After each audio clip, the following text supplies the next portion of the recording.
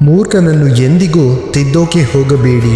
ಮೂರ್ಖನನ್ನು ತಿದ್ದಲು ಹೋದರೆ ಅವನು ನಿಮ್ಮನ್ನು ದ್ವೇಷಿಸುತ್ತಾನೆ. ಅದೇ ಒಬ್ಬ ಬುದ್ಧಿವಂತ ತಪ್ಪು ಮಾಡಿದಾಗ ತಿದ್ದಿದರೆ ಅವನು ನಿಮ್ಮನ್ನು ಪ್ರಶಂಸಿಸುತ್ತಾನೆ. ಜೀವನದಲ್ಲಿ ಸಿಗದಿರುವವರೆಗೂ ಎಲ್ಲವೂ ಸುಂದರವಾಗಿಯೇ ಇರುತ್ತವೆ. ಸಿಕ್ಕ ಮೇಲೆ ಸುಂದರವಾಗಿರುವವು ಕೂಡ ಸಾಮಾನ್ಯವಾಗುತ್ತವೆ, ಅದು ಮನುಷ್ಯನಾಗಲಿ ಅಥವಾ ವಸ್ತುವಾಗಲಿ. ಕೆಲವು ವ್ಯಕ್ತಿಗಳು ತಾವು ಮಾಡಿದ ತಪ್ಪುಗಳನ್ನು ಆಸ್ತಿಪತ್ರಗಳ ಹಾಗೆ ಸುಭದ್ರವಾಗಿ ಬಚ್ಚಿಟ್ಟುಕೊಳ್ಳುವರು. ಆದರೆ ಇತರರು ಮಾಡಿದ ತಪ್ಪುಗಳನ್ನು ಮಾತ್ರ ಪ್ರಚಾರ ಪತ್ರದ ಹಾಗೆ ಬೀದಿ ಬೀದಿ ತಿರುಗಿ ಹಂಚುವರು. ಪ್ರತಿಕ್ಷಣ ದ್ವೇಷಿಸುತ್ತಾ ಕಲುಷಿತವಾದ ಮನುಷ್ಯರ ಮಧ್ಯೆ ಜೀವಿಸುವುದಕ್ಕಿಂತ ನಿನ್ನನ್ನು ನೀನು ಪ್ರೀತಿಸುತ್ತಾ ಒಬ್ಬಂಟಿಯಾಗಿ ಇರುವುದು ಎಷ್ಟೋ ಒಳ್ಳೆಯದು. ಸ್ವಲ್ಪವಾದರೂ ಮನಃಶಾಂತಿ ದೊರೆಯುತ್ತದೆ. ಕೆಲವು ಭಯಗಳು ಹಾಗೆ ದುಃಖಗಳನ್ನು ಯಾರೊಂದಿಗೂ ಹಂಚಿಕೊಳ್ಳಲು ಆಗುವುದಿಲ್ಲ, ಹಾಗೆಂದು ತಪ್ಪಿಸಿಕೊಳ್ಳಲು ಆಗುವುದಿಲ್ಲ. ಜೀವನದಲ್ಲಿ ಅನುಭವಿಸಲೇಬೇಕು. ನಿನ್ನೆಯ ದಿನ ಸರಿ ಇಲ್ಲವೆನಿಸಿದರೂ ಈ ದಿನ ಸರಿ ಎನಿಸಿ ನಾಳೆಯ ದಿನ ಉತ್ತಮವಾಗಿರಬೇಕೆಂದರೆ ಅದು ನಾವು ಮಾಡುವ ಕೆಲಸದ ಮೇಲೆ ಆಧಾರವಾಗಿರುತ್ತದೆ. ತನ್ನನ್ನು ತಾನು ತಿಳಿದವನಿಗೆ ಭಗವಂತನ ತಿಳಿಯಪಡಿಸುವ ಅವಶ್ಯಕತೆ ಇಲ್ಲ. ಉನ್ನತ ಸ್ಥಾನಕ್ಕೆ ತಲುಪಿದವರೆಲ್ಲರೂ ಕೂಡ ಅಕ್ಷರಕ್ಕೆ ತಲೆ ಬಾಗಿದವರೇ. ಈ ಭೂಮಿಯ ಮೇಲೆ ಅಕ್ಷರ ಜ್ಞಾನಕ್ಕಿಂತ ಮಿಗಿಲಾದದ್ದು ಮತ್ಯಾವುದೂ ಇಲ್ಲ. ಒಳ್ಳೆಯತನವೆಂದರೆ ಅದು ವೃಕ್ಷಗಳದ್ದೇ ಅಲ್ಲವೇ? ನಾವು ಮರಗಳನ್ನು ಎಷ್ಟು ಕಡಿದರೂ ಒಳ್ಳೆಯವರಿಗೆ ಒಳ್ಳೆಯ ಫಲ ಮತ್ತು ಕೆಟ್ಟವರಿಗೆ ಕೆಟ್ಟ ಫಲ ಕೊಡುವುದಿಲ್ಲವಲ್ಲ. ಈ ಪ್ರಕೃತಿಯೇ ಹಾಗೆ. ನಾವೆಲ್ಲರೂ ಮನಸ್ಸಿನಲ್ಲಿ ಎಲ್ಲರಿಗೂ ಒಳ್ಳೆಯದಾಗಲಿ ಎಂದು ಆಶಿಸೋಣ. ಮೊದಲು ನಿನ್ನನ್ನು ನೀನು ಸರಿದಾರಿಯಲ್ಲಿ ಅನುಸರಿಸು, ಆನಂತರ ಪ್ರಪಂಚ ನಿನ್ನನ್ನು ಅನುಸರಿಸುತ್ತದೆ. ನಾವು ಹೇಗಿರುವೆವು ಎಂದು ಈ ಸಮಾಜ ಹೇಳುತ್ತದೆ, ಆದರೆ ನಾವು ಹೇಗಿರಬೇಕೆಂದು ನಮ್ಮ ಏಕಾಂತ ಮಾತ್ರವೇ ಹೇಳುತ್ತದೆ. ಮೊದಲು ನಿಮ್ಮೊಂದಿಗೆ ನೀವು ಮಾತನಾಡಿ, ನಿಮಗೆ ನೀವು ಸಮಯವನ್ನು ಮೀಸಲಿಡಿ. ಇತರರ ತಪ್ಪುಗಳನ್ನು ಬೆರಳೆತ್ತಿ ತೋರಿಸುವುದಲ್ಲ. ಮೊದಲು ನಿನ್ನ ತಪ್ಪುಗಳನ್ನು ನೀನು ತಿಳಿದುಕೊಂಡು ಸರಿಪಡಿಸಿಕೊಂಡಾಗಲೇ ನೀನು ಉನ್ನತವಾಗಿ ಬೆಳೆಯುವೆ. ಒಂದು ಸುಳ್ಳಿನಿಂದ ಕಳೆದುಕೊಂಡ ನಂಬಿಕೆ 1000 ಸತ್ಯಗಳನ್ನು ಹೇಳಿದರೂ ಕೂಡ ಬರುವುದಿಲ್ಲ ಎಂಬುದನ್ನು ನೆನಪಿಟ್ಟುಕೊಳ್ಳಿ.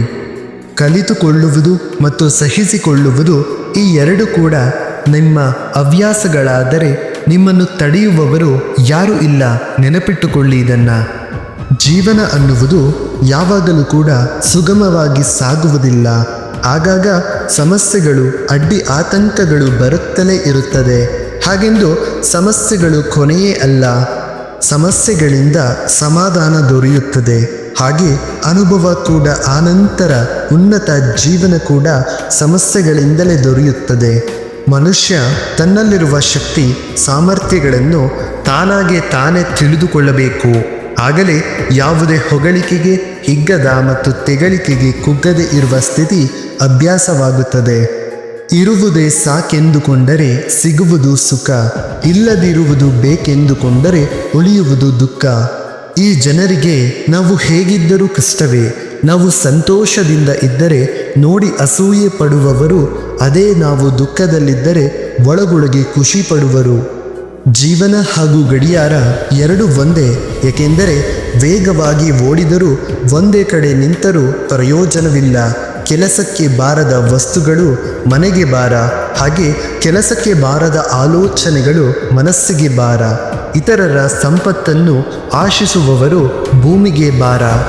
ಪ್ರತಿ ಅವಕಾಶದಲ್ಲಿ ನಿರಾಶವಾದಿ ಕಷ್ಟವನ್ನೇ ನೋಡಿದರೆ ಅತಿ ಕಷ್ಟದಲ್ಲೂ ಆಶಾವಾದಿ ಒಂದು ಅವಕಾಶವನ್ನೇ ನೋಡುತ್ತಾನೆ. ಈ ಎರಡು ವಿಧಾನದಲ್ಲಿ ದಾನ ಮಾಡಬಾರದು. ಆ ರೀತಿ ಮಾಡಿದರೆ ದಾನ ಮತ್ತು ಧರ್ಮ ಎರಡು ಹೊರಟು ಹೋಗುತ್ತವೆ. ಯಾರಾದರೂ ಉಪಯೋಗವಿಲ್ಲದ ವಸ್ತುಗಳನ್ನು ದಾನ ಮಾಡಬಾರದು. ಯಾರಾದರೂ ಕೋಪದಲ್ಲಿ ದಾನ ಮಾಡಬಾರದು. ಯಾರಾದರೂ ದುಷ್ಟಬುದ್ಧಿ ಅಹಂಕಾರದಿಂದ ದಾನ ಮಾಡಬಾರದು.